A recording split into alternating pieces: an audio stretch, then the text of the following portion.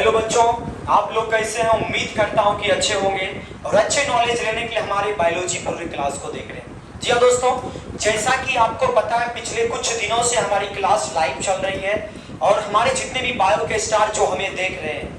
और बच्चों, मैं आपको एक फ्री ऑफ कॉस्ट ये क्या बोलते हैं क्वेश्चन बैंक देने वाला हूं, जो कुछ दिन में आ जाएगा। वो हमारा क्वेश्चन बैंक आने वाला है जो सभी चैप्टरों का इंपॉर्टेंट क्वेश्चन रहेगा। तो प्यारे साथियों, बिल्कुल उसे भी लेना है और बिल्कुल अपने मजेदार सी क्लास को थोड़ा सा और एंजॉय के साथ आगे बढ़ेंगे। तो बच्चों, कल आपकी जो क्लास थी 20 मिनट का ही क्लास हुआ था, क्योंकि बच्चों मेरा मोबाइल ही स्विच ऑफ हो गया था। लेकिन आज स्विच ऑफ होने की बात नहीं है, क्योंकि आज इस चैप्टर को हम खत्म करेंगे, एक अच्छे से अंदाज से करेंगे। तो प्यारे बच्चों, बिल्कुल अगर आप इस चैनल पर नए हैं तो चैनल को सब्सक्राइब कर दीजिए। वीडियो को आप अपने दोस्तों यानी कि आप अपने मित्रों के पास हमारी इस वीडियो को शेयर कर दें, ताकि आपका भी लाभ हो, आपके दोस्त का भी लाभ हो, आपके दोस्त के दोस्त का भी लाभ हो। तो प्यारे बच्चों, बिल्कुल जितने भी हमारे बायो के स्टार हमें लाइव से आज देख रहे हैं, बिल्कुल बच्चों एकदम वही वाली एनर्जी मैं आपके बीच लाया हूं जो शुरुआत में आपके पास एनर्जी था, और हमारे पास जो शुरुआत वाली क्लास में एनर्जी थी, और आज भी बच्चों वही वाली एनर्जी है मेरे पास। तो बिल्कुल एनर्जी को बनाए रखते हुए और लाइक की बटन ठोकते हुए अपनी क्लास को आगे करेंगे। तो प्यारे बच्चों, जैसा कि आपसे क्वेश्चन पूछेगा कि सॉर्थन बोल्टिंग तकनीक से आप क्या समझते हैं, क्वेश्चन आपके एग्जाम में पूछने वाला होता है, बड़ा खास क्वेश्चन होता है। सॉर्थन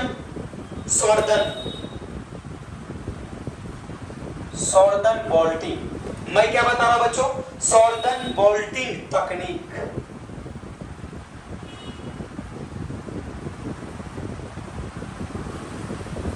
सॉर्थन बोल्टिंग तकनीक से आप क्या समझते हैं? यानी कहने का पूरा जो प्यारे बच्चों मतलब था, वो मतलब को हमने बताया सॉर्थन बोल्टिंग तकनीक से आप क्या समझते हैं। ये भी क्वेश्चन आपके एग्जाम में पूछा जा चुका है। 2018 में क्या पूछा गया है? 2018 नहीं, सॉरी 2016 में ये क्वेश्चन पूछा गया था। तो बच्चों, आप पढ़े होंगे जेट इलेक्ट्रोफोरेसिस, पढ़े हैं जेट इलेक्ट्रोफोरेसिस, जो कि डीएनए के खंडों में आप पढ़े होंगे। नहीं पढ़े होंगे तो मैं इसे बता भी दूंगा, क्योंकि ये क्वेश्चन हेवी आई होता है। तो प्यारे साथियों, ये सॉर्थन बोल्टिंग तकनीक से आप क्या समझते हैं, इस बारे में हम आपको बताते हैं। तो सबसे पहला हमारा जो सॉल्यूशन होगा, उत्तर होगा, तो सबसे पहला क्या होगा? Jet electrophoresis. इलेक्ट्रोफोरेसिस क्या बोलेंगे? Jet electrophoresis.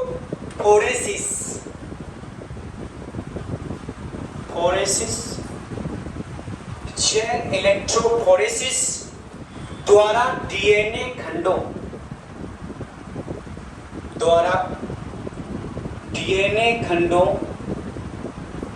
जेट इलेक्ट्रोफोरेसिस द्वारा डीएनए खंडों को पृथक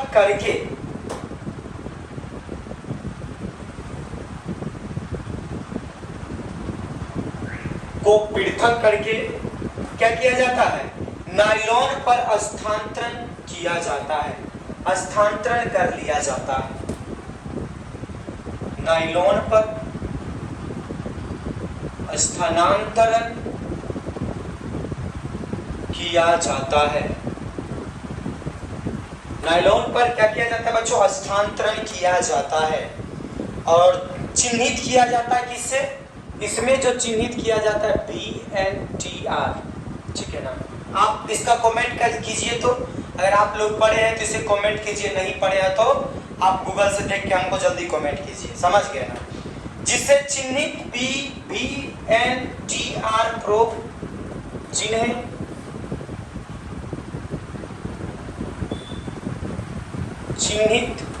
VNTR। आप लोग से मेरा क्वेश्चन रहेगा VNTR का फुल फॉर्म में क्या होता है? प्रोब का प्रयोग करते हुए प्रोब का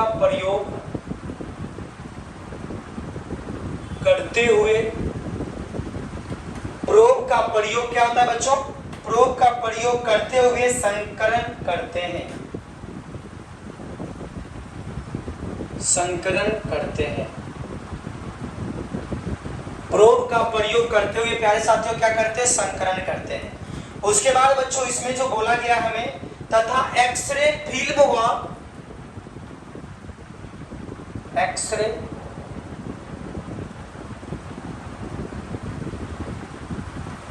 तथा एक्सरे फिल्म चित्रण द्वारा संकरित फिल्म चित्रण द्वारा संकरित डीएनए, संकरित क्या बोला जाता है बच्चों? डीएनए खंडों का पता लगाया जाता है। डीएनए खंडों का पता लगाया जाता है।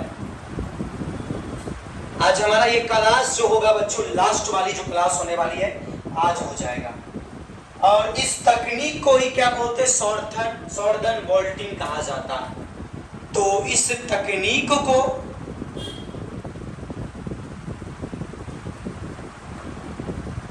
सॉर्दन वोल्टिंग कहा जाता है। तो इस तकनीक को सॉर्दन वोल्टिंग कहा जाता है। चलिए यहां तक लिखिएगा। और इस तकनीक का प्रयोग किया जाता है अपराधी को पहचानने में। सॉर्दन वोल्टिंग का या जेट इलेक्ट्रोफोरेसिस का प्रयोग किया जाता है किसी भी अपराधी को पकड़ने में। इसका उपयोग किया जाता है जो अपराधी ज्यादा क्रिटिकल वाले होते हैं, यानी किसी का खून करके रेप करके अगर वो नहीं गचते हैं कि ये हम नहीं किए, तो इसमें उपयोग किसका किया जाता है? जेट इलेक्ट्रोफोरेसिस का। इसको छापिए। उसके बाद में और आपको क्वेश्चन और मजेदार वाला करवाने वाला हूं, क्योंकि बच्चों क्वेश्चन आपके एग्जाम में टकराएगा, है ना बच्चों? सॉर्दन वोल्टिंग तकनीक से आप क्या समझते हैं? क्वेश्चन आपके एग्जाम में होने वाला है, तो होने वाला है तो आपको लिखना भी पड़ेगा। तो जेट इलेक्ट्रोफोरेसिस द्वारा डीएनए खंडे को क्या किया जाता है? पृथक करके नायलॉन स्थानांतरण किया जाता है। नायलॉन वो वाला नायलॉन मत समझना जो आप जिसका आप क्या करते हो, डोरी सब बनाते हो, धागा सब उपयोग करते हो, उसको नहीं समझना। जिन्हें चिन्हित किया जाता है किससे? PNTR प्रोब का प्रयोग करते हुए संकरण करते हैं तथा इसमें एक्सरे फिल्म चित्रण द्वारा संकरित होता है। यानी कौन से फिल्म? X ray film. जो एक्सरे का जो काम हम लोग करते हैं उसका, फिल्म का मतलब टीवी मत समझना। कोई चल रहा है सनम तेरी कसम वाला, वो चीज नहीं देखना है बच्चों। इसमें देखना क्या है? एक्सरे फिल्म, यानी कि वो जो आप देखे होंगे कुछ एक्सरे प्रकार की इस प्रकार से आपको दिखाया जाता है। संकरित डीएनए खंडों का पता लगाया जाता है। तो इस तकनीक को सॉर्दन वोल्टिंग कहा जाता है। तो प्यारे साथियों, जितने भी बायोलॉजी के सुपरस्टार अभी हमें देख रहे हैं, जान रहे हैं, पहचान रहे हैं, अगर आप बेगूसराय से हैं तो हमारी क्लास ऑफलाइन भी ज्वाइन कर लीजिए, क्योंकि 15 तारीख से होने वाला है बायोलॉजी का महासंग्राम एम कुमार के साथ। जी हाँ दोस्तों, क्वेश्चन वही आएगा जो आपको लास्ट में 1 महीना पढ़ाया जाएगा। तो यानी क्वेश्चन ये भी आएगा, ऐसा थोड़ी है नहीं आएगा। ऑफलाइन के लिए मैंने बोला अभी तक आपका जो ऑब्जेक्टिव क्वेश्चन मैंने नहीं करवाया है, मैं अभी तक आपका ऑब्जेक्टिव क्वेश्चन नहीं करवाया है। ऑब्जेक्टिव क्वेश्चन के लिए बच्चों हमें कहाँ जाना पड़ेगा? ऑफलाइन क्लास में, क्योंकि ये आपका व्हाइट बोर्ड है, इस बोर्ड में आपका संभव हो ही नहीं सकता है। चलिए अगला हम आपको पढ़ाएंगे जीन कोश से आप क्या समझते हैं। ये भी क्वेश्चन हमारे और आपके एग्जाम में हो सकता है बच्चों, तो बिल्कुल यहाँ तक छाप लिए ना। जितने भी बायोलॉजी के सुपरस्टार हैं बिल्कुल यहाँ तक देखे हैं। बिल्कुल सर, अगला साल गर्दा उड़ाना है 2025 में। 96 नंबर 98 नंबर लाओगे ना? सब लाओगे कि नहीं लाओगे? बिल्कुल बच्चों लाना है, क्योंकि आपके साथ एम कुमार है तो दिक्कत किस बात का है। मैंने बताया कि जीन कोश किससे आप क्या समझते हैं। अगला हमारा क्वेश्चन रहेगा कि जीन कोश से आप क्या समझते हैं, क्या समझते हैं। तो प्यारे साथियों, प्यारे बच्चों, हमें अपनी क्लास को थोड़ा सा देखना है, मजे से पढ़ना, ताकि हमारे बायोलॉजी के सुपरस्टार को दिक्कत ना आवे। तो इसमें लिखेंगे किसी भी जाति के विशेष, किसी भी जाति के विशेष एक, मैंने बताया कि जीन कोश से आप क्या समझते? तो बच्चों आपको बताना है किसी भी जाति के विशेष एक समष्टि या आबादी में स्थित, आबादी लिख, आबादी में स्थित, मैंने बताया किसी भी जाति के विशेष एक आबादी में स्थित समस्त जीन उस आबादी का, समस्त जीन उस आबादी का,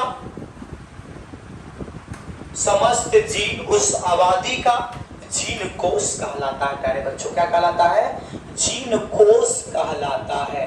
तो हमारे जितने भी बायो के सुपरस्टार हमारे साथ जुड़ चुके हैं, बिल्कुल कहानी को आगे की ओर बढ़ाना है, तहलका मचाना है, कोई भी कुछ बोले फर्क नहीं पड़ने वाला है। जब तक एम कुमार आपके पास है तब तक आपको कोई दिक्कत होने वाला नहीं है बायोलॉजी की क्लास में। बिल्कुल छापिए।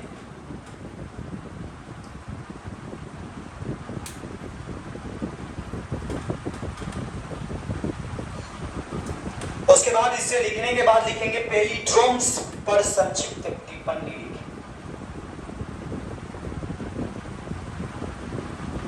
बच्चों याद रखिएगा क्या लिखना है? पेलिड्रोम्स। पेलिड्रोम्स से आप क्या समझते हैं? यह भी क्वेश्चन आपके एग्जाम में शॉर्ट पूछ सकता है कि पेलिड्रोम्स से आप क्या समझते हैं। तो मैं मार्कर में थोड़ा सा इंक को भरता हूं, तभी मैं अपनी क्लास को थोड़ा सा और आगे की ओर लेके चलूंगा। और ये आज का क्लास हमारा खत्म हो जाएगा बच्चों। बिल्कुल बिल्कुल, कल जिसका भी शिकायत था कल ही खत्म हो जाता, लेकिन संजोग बस कह सकते हैं कि क्या बोलते हैं, मोबाइल स्विच ऑफ हो गया था, इसलिए नहीं हुआ।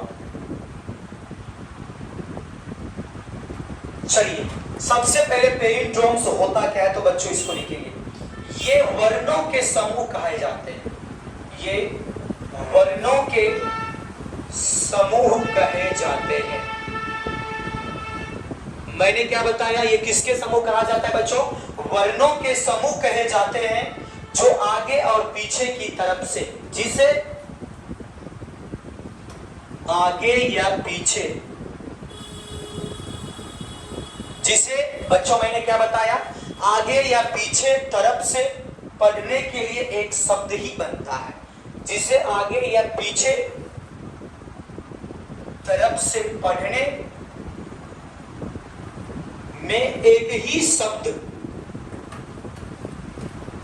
ये वर्णों के समूह हैं, समूह कहे जाते हैं जिसे आगे या पीछे तरफ से पढ़ने में एक ही शब्द कहलाते हैं। बिल्कुल लैंग्वेज हमारी इजी रहेगी ताकि हमारे जितने भी बायो के सुपरस्टार हैं उसको दिक्कत ना हो। तो उसे पेलिड्रोम्स कहते हैं। तो उसे क्या कहते हैं प्यारे साथियों? पेलिड्रोम्स कहते हैं। तो बच्चों पेलिड्रोम्स कहने का मतलब आप पढ़े होंगे जहाज, नदी में चलती है जहाज, ऊपर में उड़ती है जहाज, घर में सोती है कोई नहीं। चलो जहाज हो गया। मलयालम, कौन सा यालम? मलयालम। कनक, कनक तेसो गुनी मद का तार, अधिकाय आप हिंदी में पढ़े होंगे, लेकिन मैं बताया हूं कनक बच्चों, क्योंकि आपसे क्वेश्चन पूछ रहा है पेलिड्रोम्स से आप क्या समझते हैं। तो प्यारे बच्चों पेलिड्रोम्स से हमने बताया कि ऐसा वर्णों का समूह होना चाहिए जिसे आगे से भी पढ़ेंगे और पीछे से भी पढ़ेंगे तो जहाजे नजर आएगा। तो आगे से पढ़ ले या पीछे से पढ़ ले तो उसे बोलते हैं पेलिड्रोम्स। जैसे मैंने बताया जहाज, मलयालम और कनक होता है। बिल्कुल याद तक छापी हमारे बायोलॉजी के सुपरस्टार।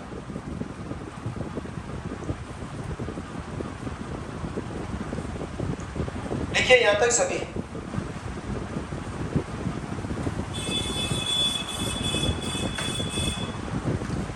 बिल्कुल बिल्कुल सभी बच्चों बिल्कुल गर्दा उड़ा दीजिए। चलिए बिल्कुल गर्दा उड़ाना है इस साल 2025 के एग्जाम में, क्योंकि बच्चों मन से पढ़ना है, ध्यान से पढ़ना है, तन से पढ़ना है। अगला मैं स्टार लिखाने वाला हूं, न्यूक्लियोसाइट्स और न्यूक्लियोटाइड्स में अंतर लिखें। बिल्कुल जितना मैं लिखा रहा हूं सारा का सारा इंपॉर्टेंट है और आपके एग्जाम के लिए सबसे ज्यादा भयंकर होने वाला है इस साल के एग्जाम में। तो मैं अगला जो वीवीआई लिखाने वाला हूं, न्यूक्लियोसाइड्स और न्यूक्लियोटाइड्स में अंतर स्पष्ट करें। तो बच्चों याद रखिएगा, न्यूक्लियोसाइड्स तथा न्यूक्लियोटाइड्स में अंतर स्पष्ट करें। मैंने बच्चों आपको क्या बताया कि एक तरफ हमारी जो क्लास होने वाली है वो बच्चों किस चीज की होने वाली है, न्यूक्लियोटाइड्स, न्यूक्लियोसाइड्स की। और बच्चों दूसरी तरफ जो हमारी क्लास होने वाली है वो क्लास होने वाली है न्यूक्लियोटाइड्स की। मैंने बताया कि एक तरफ जो हमारी क्लास दिख रही है न्यूक्लियोसाइड्स और एक तरफ जो हमारी क्लास दिख रही है न्यूक्लियोटाइड्स। एक तरफ साइड्स और एक तरफ टाइड्स है। तो बच्चों ये भी हमें समझना पड़ेगा, ये जो होते हैं या नाइट्रोजन क्षारक तरफ तथा पेंटोस शर्करा होते हैं। यह नाइट्रोजन, मैं बताया क्या कि यह नाइट्रोजन क्षारक तथा पेंटोस शर्करा होते हैं। पेंटोस शर्करा होते हैं।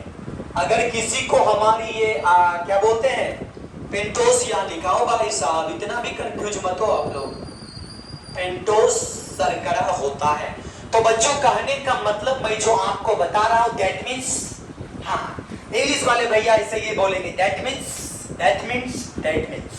तो बच्चों बायोलॉजी मीन्स एम।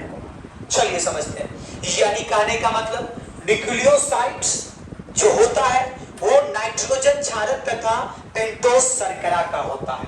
ये पूरा का पूरा एक शर्करा के रूप में पाया जाता है, पूरा एकत्रित तो करके रहते हैं। दूसरी तरफ लिखेंगे कि यह नाइट्रोजन क्षारक पेंटोस शर्करा के रूप में नहीं होते। दूसरी तरफ लिखना है यह नाइट्रोजन क्षारक पेंटोस शर्करा के रूप में बहुत कम होते हैं। यह नाइट्रोजन क्षारक, वीडियो की क्वालिटी को बढ़ा ले जिसको नहीं दिखाई दे रहा भाई साहब, तथा पेंटोस, मैं बढ़िया से लिखता हूं यही ना, पेंटोस शर्करा कम होता है लेकिन क्या होता है प्यारे साथियों, कम होता है। ठीक है ना। अगर इसी में चाहते हैं इसको और बड़ा करने के लिए तो हो सकता है, लेकिन दो अणुओं का ये संयोजन करता है, वो तीन अणुओं का संयोजन करता है। ठीक है ना। लिखिए लो, या इसी में लिखना है तथा या तीन अणुओं का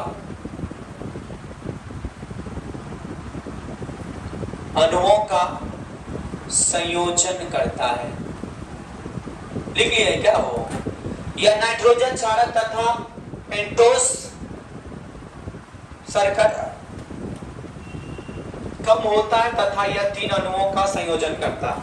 तो इसमें भी लिखेंगे पेंटोस शर्करा होता है तथा दो अणुओं का, एक मिनट आप लोग रुकिएगा, अणुओं का संयोजन करता है।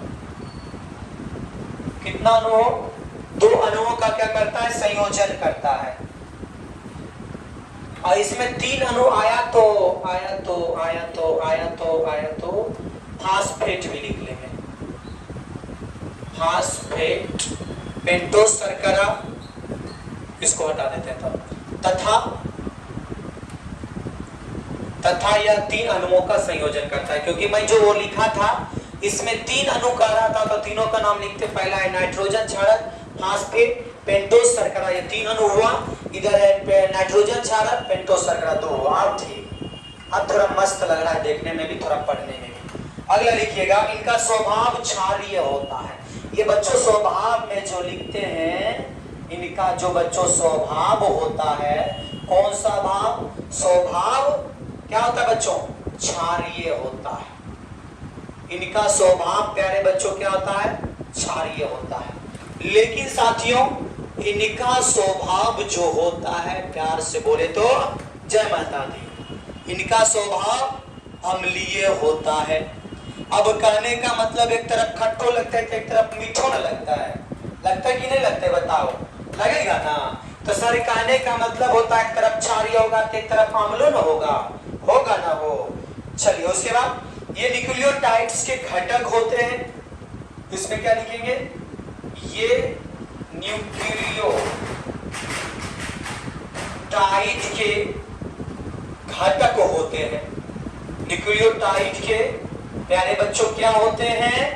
घटक होते हैं। हमें जितने भी हमें बायोलॉजी के सुपरस्टार हमें देख रहे हैं, जान रहे हैं, पहचान रहे हैं एनर्जी के साथ, बोलो भारत माता की जय।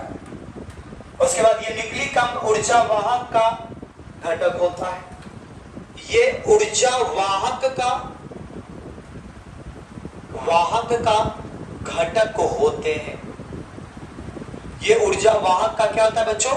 घटक होता है। बोलिए प्यार से बजरंगबली की जय। चलिए यहाँ तक हमारे जितने भी बायो के सुपरस्टार लिखिए, तब तक मैं आपको पीछे से देख लेता हूँ। किसी भी बच्चों को दिक्कत भी हो रहा है समझने में? नहीं ना भैया, नहीं होना चाहिए समझने में दिक्कत, क्योंकि आपको दिक्कत हुआ तो समझ लो हमें भी दिक्कत हो सकता है। तो इसीलिए आपको दिक्कतें नहीं लेना है ताकि हमें भी दिक्कत ना हो सके प्यारे साथियों।